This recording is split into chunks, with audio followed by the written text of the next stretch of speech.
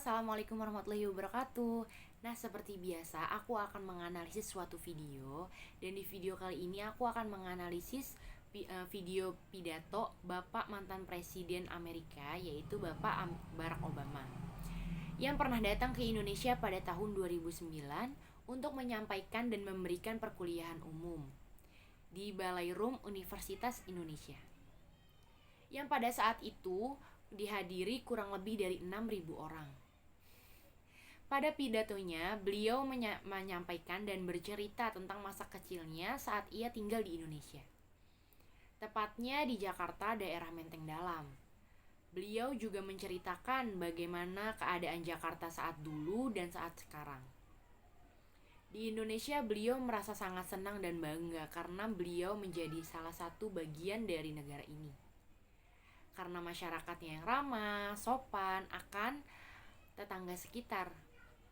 Dan semasa kecilnya, beliau itu menghabiskan waktu selayaknya anak kecil di Indonesia, yang bermain bola, bermain layangan, dan bermain di lapangan. Beliau juga bercerita bagaimana keluarga ayahnya saat memperjuangkan kemerdekaan Indonesia pada saat itu.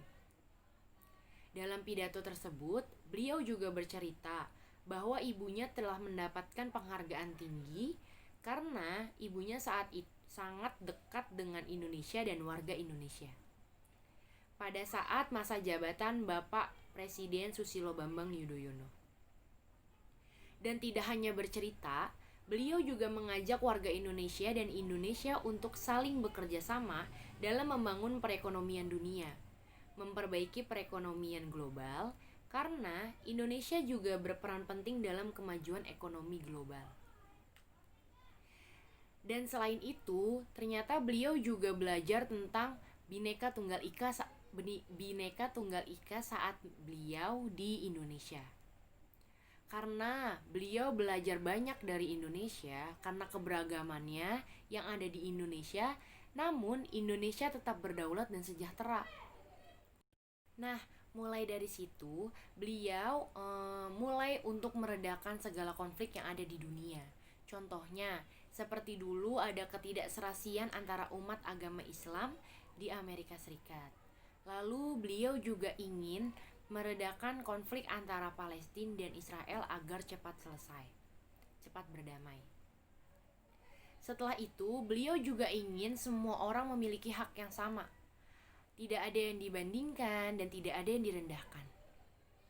Tidak melihat dia dari suku apa, dia dari agama apa, karena beliau telah memberikan contoh dengan salah satu masjid yang ada di Indonesia, yaitu Masjid Istiqlal yang ada di daerah Jakarta. Masjid tersebut telah menandakan kemerdekaan dan persatuan, karena masjid tersebut adalah tempat beribadah umat muslim. Namun, yang merancang masjid tersebut adalah insinyur dari yang beragama Kristen. Belum hanya itu aja, beliau juga ingin seluruh negara di dunia ini berdaulat, berdamai, tanpa ada perpecahan. Maka dari itu, beliau mengajak Indonesia bekerja sama karena kedua negara ini memiliki moto yang sama. Kalau di Amerika Serikat disebut dengan E pluribus unum, yang artinya walau banyak tetap satu. Sedangkan di Indonesia yaitu Bhinneka Tunggal Ika, berbeda-beda tetapi tetap satu. Nah, sekian analisa dari saya tentang video pidato dari mantan Presiden Amerika Bapak Barack Obama. Wabillahi taufiq wal hidayah. Wassalamualaikum warahmatullahi wabarakatuh.